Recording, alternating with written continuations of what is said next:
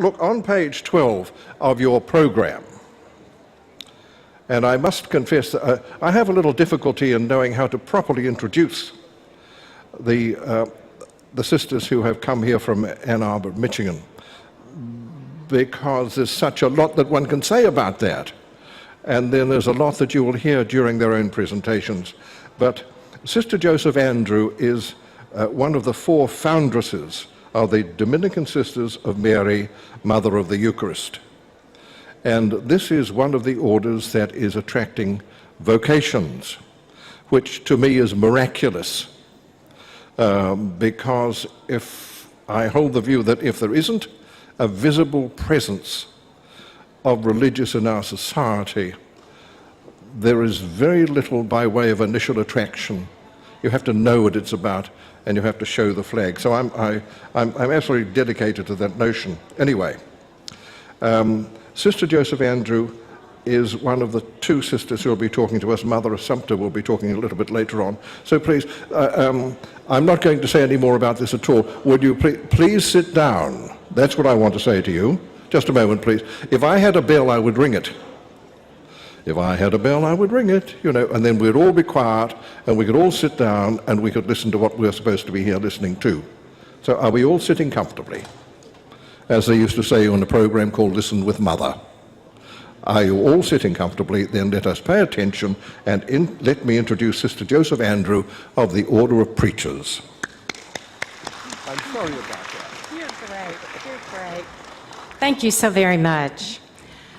Philip, you are hysterical, and it's always fun to be introduced by a person who has such a great wit, but he also has a great wisdom, and so I completely agree with what he said. I do also certainly, on behalf of Mother Assumpta and myself, want to thank John for this invitation. You can imagine how we reacted when we received an invitation to New Zealand. It's kind of like one of those dreams, and it's come true. And thanks to Jean, we've seen a good portion of your part of this beautiful country. And we thank Mark and Bill and everyone who's worked on this. Okay, a woman from Ann Arbor, Michigan, decided to write a book about churches around the world. And so she first went to San Francisco, and going into a large church, she began taking pictures and making notes. And she spotted a golden telephone on the vestibule wall, and she was intrigued with a sign that said $1,000 per call. And seeking out the pastor, she asked about the phone, and the pastor answered, well, that phone is in fact a direct line to heaven. So if she just pays the price, she can talk directly to God. So the woman thanked the pastor, and she continued on her way. As she visited churches in Seattle and Austin and Green Bay and Chicago, etc., around the U.S., she then thought, well, I'm going to go international and see if there are more of these kinds of golden phones. And from every place she went, she found one, and she would ask the pastor and receive the same answer. This is expensive because it's a direct call to heaven. Well, finally, she arrives in Auckland, New Zealand. And she goes into a church, and she notices the usual gold phone. And this time the sign read, calls 50 cents.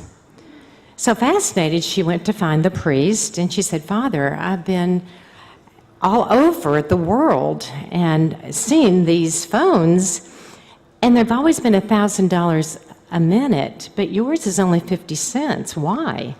And Father just smiled and said, well, my daughter, you're in New Zealand now. This is God's country. It's just a local call. So, yeah, it's so good to be here. The theme is faithfulness, and John gave Mother Assumpta and I our topics, and we are going to talk to you as true Dominicans, teachers and preachers for 801 years now, the Dominican order, on the Eucharist. And I have Article 3 in Chapter 1 of Section 2, which basically, I'm going to read it to you. It's number 1322 if you have the Catechism. The Holy Eucharist completes Christian initiation. Those who have been raised to the dignity of the royal priesthood by baptism and configure more deeply to Christ by confirmation participate with the whole community in the Lord's own sacrifice. by means of the Eucharist. You could take that and you could go and really pray and meditate over who is the Eucharist and why are we so blessed. If you noticed in what I just read to you, the church points out the universality of this message, like the woman going to all the churches throughout the world and noticing the commonality. We notice that commonality because wherever we go into a Catholic church, anywhere in the world, we find God. God present, body, blood, soul, and divinity in the Eucharist. If you look through the Catechism of the Catholic Church, particularly the second part, it is on our beloved sacraments, which is our ways to holiness. And it's very interesting because out of all the sacraments, the one that receives by far the most attention from the Church, you might say maybe baptism, when we become a son or daughter of God Himself. Or maybe the sacrament of holy ordination, or maybe confession, or it's the Eucharist. It's the reason we are all here from all over the globe today, to celebrate the fact that we are so blessed to be able to receive the Eucharist. And so it's interesting because the Catechism really does tell us very carefully that for most of us, when we go to attend Mass, most of us receive Holy Communion. Otherwise, it would be like going to a party and not even participating in the essence of it. Like, what was it all about anyway? And so we receive Holy Communion. And one of the questions that I constantly think my own self is, how many Holy Communions have I been blessed to receive in my lifetime? How many more I will be blessed to receive, only God knows. But if I just counted the numbers of Holy Communion since I was in second grade and had the privilege to receive my first Holy Communion, and if you put that number together of God inside me, just by His goodness and His love, we know, as the doctors of the Church, particularly St. Irenaeus tells us, basically, that if we received one Holy Communion with a great deal of faith, we could become saints. And so you kind of look at yourself, I look at myself and say, why am I not a saint? How many times have I received Holy Communion? Why am I not a saint? And so we take these thoughts and we go into an examination of conscience on, am I really prayerful? Do I really anticipate that I will be able to go up to heaven in this Holy Mass and to receive God inside myself the same way Mary received God? This is the pro-life image of Mary, because inside her womb, the Aztec Indians knew this, the Mexicans knew this, that she is pregnant with child, the child being God Himself. That's each of us when we receive Jesus in Holy Communion. How can I pray better about this? There is a story about a priest, Father Eugene Fulton, in Larchmont, New York, and I thought about this since we have two gentlemen who are very musical visiting us here from New York and part of this conference. But our community was founded 21 years ago, Mother Assumpta and myself and two other sisters in New York, and we got to know a lot of the priests in New York, and one in particular, his name is Father Eugene Fulton. And so he talks about when he first was ordained a priest, he wanted to do something very special to celebrate his ordination, besides obviously the fact that he now was a priest and could give the sacraments to the church, etc. But he took a little pilgrimage to Combe in Canada, and he really wanted to meet this woman who founded that whole community called Madonna House there, and he wanted to meet her because of the holiness that he'd heard about her. In fact, she is up now, she has since died, and she is up for beatification, and her name is Catherine von Hewitt Doherty. And so he wanted to meet her. So he goes to Combemer, and he knocks on the door, and he says, I'm a newly ordained priest, and I would like to meet Catherine Doherty. And so the person that answers the door said, okay, I will let her know. We will lead you up to the chapel. So he goes up to the chapel there, and he's praying and praying. And he thinks, okay, well, surely she's coming pretty soon. And time goes by, and he's waiting, and he thought, wonder if they didn't understand. I mean, I could be at home praying before the Blessed Sacrament, you know. Maybe they didn't pay any attention to what I said, and they forgot. So he's really thinking and looking at his watch and checking out the time when he hears this groan over in the side of the chapel. And he thought, oh my gosh, what was that? And then he hears it again, and then he hears these other sounds. And he kind of gets up and looks over, and there's a woman laying prostrate before the tabernacle on the side. And so he's listening to this, and he doesn't know what to do. And in a few minutes, the woman gets up, and he just notices her, and he's trying to act like he's praying very fervently, you know, and he's thinking, what's going on? The woman comes over, taps him on the shoulder, and says, Father, would you please give me your priestly blessing? And he looks up in her face, and it's Catherine Doherty. And he goes, oh my gosh, I came here to meet you. And so she said, well, I'm asking for your priestly blessing. So he gives it to her, and he's shaking like, oh my gosh, you know, this is Catherine Doherty, this is why I'm here, and she's been over there, and who am I, and all this other kind of stuff. And she kind of gets him. She says, come with me. And so he follows her, and she goes right up to the tabernacle, and she points at the tabernacle, and she says, don't ever put anyone before him. He called you here, and you came here to see him. And he turned to her, and he said, you're right. And then at one point, he said, I don't know that my Eucharistic devotion is anywhere as strong as yours. I'm a new priest. I want it to be. Can you give me some words of advice? He said, What does it mean to you that Christ is present in the tabernacle? And she simply said, he is here because I need him. I cannot live a moment without him. And because he is here and I am with him, I'm able to go and give him to all the people who so need him. And he later on said that's probably about the best catechesis he had ever received on the Eucharist. Christ is here because we need him. You know, and in needing, we become vulnerable. We've heard 2 beautiful talks this morning all about vulnerability, how when we suffer, we open our hearts in a deeper dimension because we know we need God ultimately. And isn't Christ present in the tabernacle so vulnerable? Do we realize he doesn't have to be there? He didn't have to create us. He didn't have to give us this conference and give us the ability to even get here.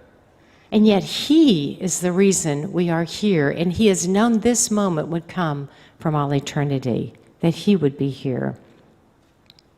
Another quick story I want to share with you happened some years ago when, I don't know if you can tell the accent, but both Mother Sumpta and I are from the States, and we're from the southern states. We're not from Michigan originally, and so in the States, they'd say we have southern accents, you see. So I'm hoping that you can understand us because your accents are beautiful, and we're catching on very, very well. They're not all that different, actually. But in Tennessee, where we are from originally, one summer I was sent as a sister along with my blood sister, Sister Mary Teresa. We're both sisters, 2 girls in the family, we're both sisters. And we were both sent to this little out-of-the-way place in a very poverty part in the Appalachian Mountains to do a week of teaching young children about the Catholic faith. And it was one of the most beautiful weeks of my life. But we really didn't know exactly what we were getting into, except the little bit that I've told you. So my sister and I are both high school teachers, so she kind of quickly looks at me and says, I'll take the older ones and you can take the younger. I'm like, oh, that's real nice. But trying to be charitable, I said, okay, well, yeah, I'll take the young ones. Well, the young ones were really young and very small. And so I just kind of called them little babies because they were like maybe 4 years old up to about third grade. Every day we were blessed to have Mass, and so we got to go to Mass and receive the Holy Communion.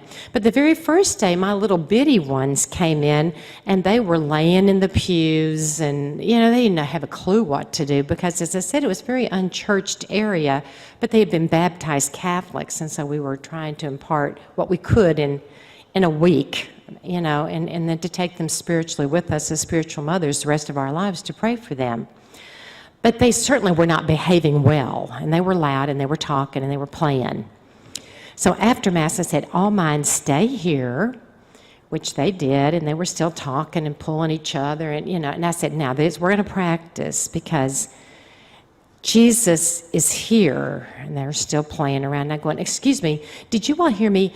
Jesus is here. He is in that gold box. And that gold box is called a tabernacle. That's a big word for you, but Jesus is present in that tabernacle. And they looked at me, and one little bitty tiny girl just burst into tears. And I thought, oh my gosh, this is some beginning. And I looked at her and I said, what's wrong? And she said, oh, sister. And I said, yeah. And I said, are you okay? And she said, if Jesus is stuffed in there, we've got to get him out. Isn't that beautiful? And I stood back and thought, she gets it more than I do. She's amazed at the mystery in a way I've forgotten to be the holy amazement. It was just a beautiful moment, again, of the reality of what does this what does the Eucharist really mean? We have a great saint in our Dominican order, in our Catholic Church, a Dominican, St. Thomas Aquinas, and he's the angelic doctor for several reasons. And his tract on the Eucharist is really what set so much of the Church in a beautiful theology that is so elevating on God is present with us. Sometimes we think, well, how will I die, and what will it be to appear before God, and when will that happen, and all these kinds of questions. What will heaven be like? You have heaven inside you every time you receive the Eucharist. And one of the most beautiful prayers, and I know that this will mean a great deal to you, is because, think of the name of our community, Dominican Sisters of Mary, Mother of the Eucharist. She's the mother. Why do we love Mary? Because she was the instrument that God chose to give himself to us in our flesh and blood. The Eucharist inside us is heaven. It's as good as Mary had it. And that's what we receive in each Holy Communion. St. Thomas Aquinas has a beautiful tract, and in it he says, and this is again reflected in the Catholic Catechism, that of all these sacraments, the one par excellence, the one that stands above all the other, is the fact that God became man and comes into the likes of us in Holy Communion. And what does that really mean to us? And so St. Thomas Aquinas has a whole tract the Church prays on Corpus Christi in particular. And that's something that I might leave with you, even if it's just a few of you as you go back to your various parishes when this beautiful conference is over. If you don't have a Corpus Christi procession or a Eucharistic procession. Even if it's just a few of you, begin one. Ask the priest or just try to do it yourselves. These things, Mother and I do a lot of travel since, again, we're head of a very new community that is growing very rapidly. Many, many young women are entering us, and we even have an Australian. We don't have a New Zealand out there, so if one of y'all knows who she's supposed to be, and you can see us and tell us who she's supposed to be. But in any case, we don't have a vocation from here yet. But the beautiful thing is that everywhere we go, we're amazed how many more people are coming to not to Sunday, but to daily masses.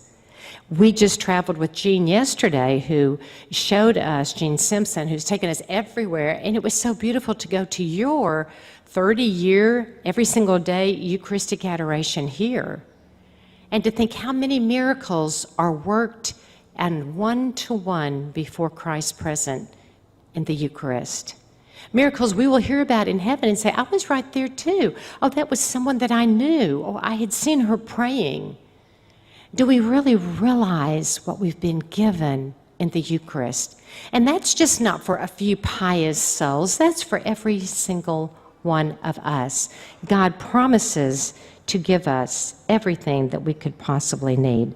I'm going to go into a little part of something that St. Augustine, another great father of the church, whose rule we as Dominicans use. St. Augustine is a tremendous, tremendous saint, and one Pope Benedict loves in particular, and certainly a lot of his writings are very Augustinian-based. He loves St. Augustine.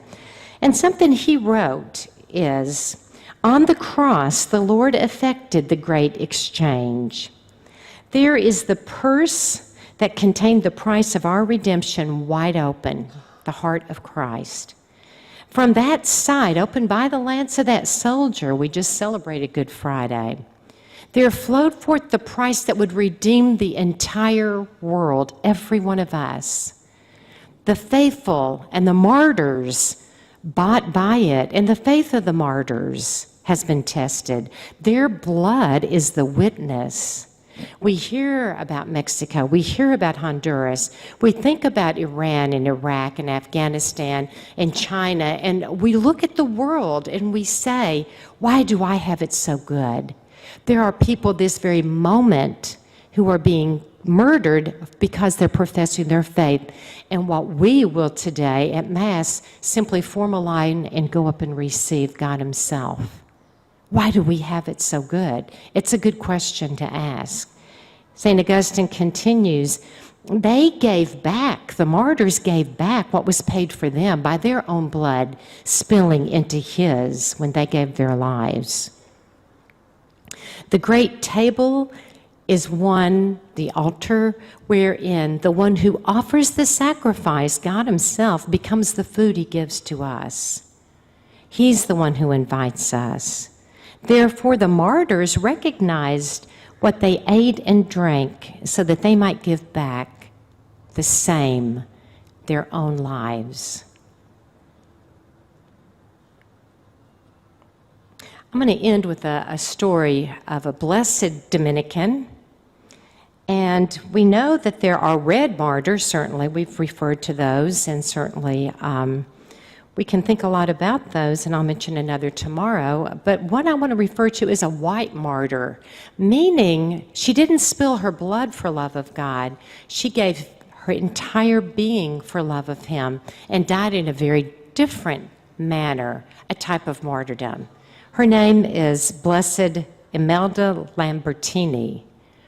And her body is incorrupt in Rome. And interestingly, Pope Francis has a great devotion to her. He has said several times since he became Pope, I don't have that simplicity, I don't have that purity of heart that Blessed Imelda had.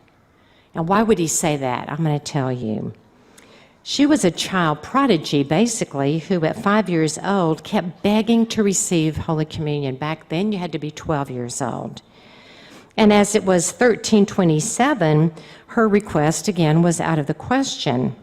because, again, she wasn't old enough. But she kept asking and asking, and it wasn't a childhood fantasy. It was a reality. She had an unusual faith. I want God, she would say. I need to receive him in Holy Communion. Her father was an Italian count, and so she grew up in a comfortable home. But always she wanted to be closer to God, and she would say this to her parents. She would go to a nearby monastery, a Dominican monastery, and pray the divine office with the sisters that were there. So at her age of 9 years old, just 9, and she kept wanting to receive Holy Communion and had still not been given that gift, the Dominicans, this wouldn't happen today, but back then they could do these things, and they allowed her to enter their community, and she wore a habit, and she is known as Blessed Imelda, OP, Dominican.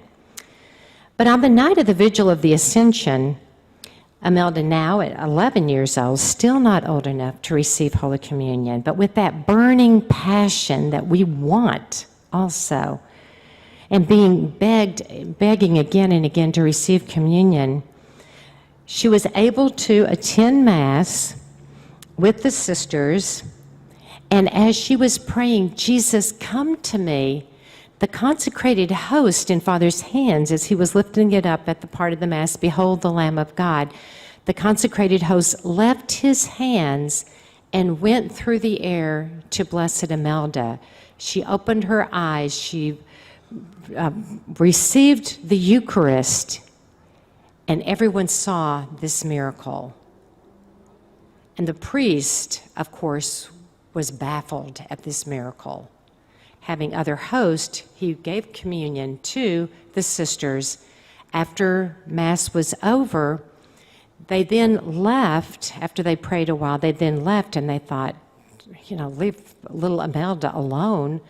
She's just had this miracle, and this is everything that she's ever wanted, and God himself must have agreed with her because this miracle occurred, and she received. So after a while, the nuns, the sisters, went to breakfast and did other duties and things, as is typical of the schedule. And then they began to notice that the little girl Imelda was not around. So they went back into the chapel, and they saw her still with her head bowed down, not moving, and they prayed behind her. A couple of the sisters were trying to figure out what's going on. They prayed behind her, and they didn't see her move. And after a while, one finally touched her, and she fell over dead.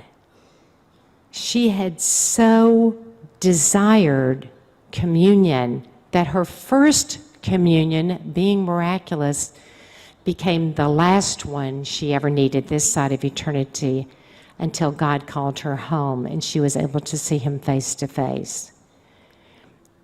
A beautiful, very powerful story that I think these stories are important for us as we receive Jesus in Holy Communion and say, God, am I really loving you the way you ask me to, the way you want me to, the way perhaps a martyr would beg to?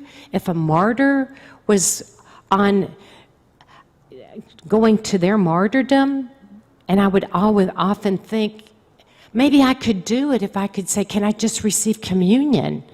Then he will make me strong enough. And we think of that in the difficulties of our lives. If I receive communion, am I strong enough for the suffering God is asking? To take the crosses of those I love and help carry? To not worry so much, but be present to and believe that part of my faith can go into my children and my children's children, and those that I so worry about that I'm incapable of doing anything for, but I can love them and I can witness to them. Do I receive communion as if it were the last Holy Communion of my life? What does little Imelda basically teach us?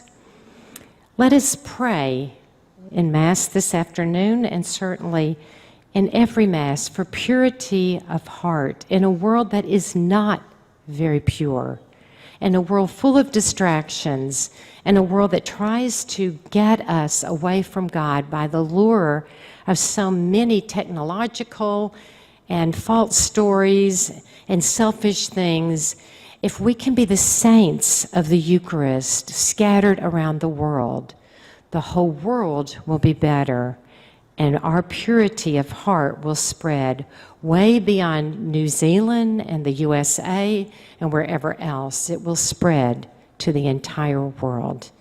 God bless you and thank you.